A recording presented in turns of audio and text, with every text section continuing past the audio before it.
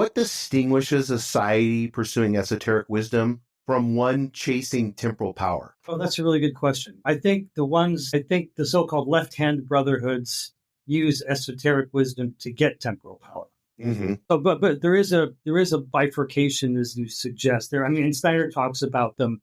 I guess left-hand path and right-hand path would be the way to describe this. But the left-hand path is pretty much, I mean, you can going back really to the creation of the world, where you have the first rebellious spirits and but Steiner uses the word retarded spirits or rebellious spirits who didn't want to evolve with the planet.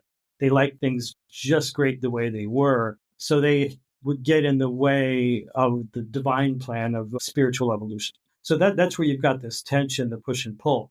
Now, Steiner will say in several places that what we feel is evil, what is evil is really just a good that doesn't belong to the appropriate time or place.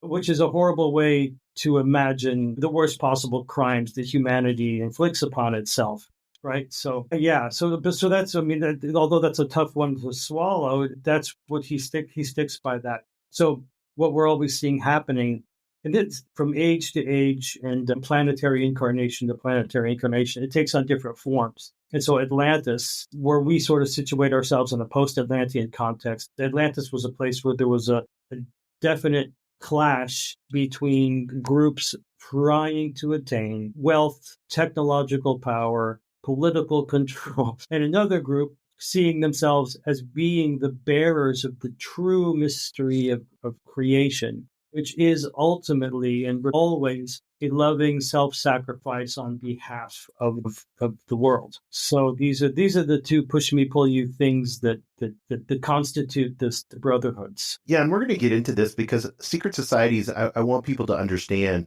there's a spiritual realm and then there's this material aim. And Steiner differentiated between societies like the Rosicrucians, for instance, who were seeking conscious immortality, and then those like the Illuminati who were swayed by Armonic forces, and that's in the Future of Armand.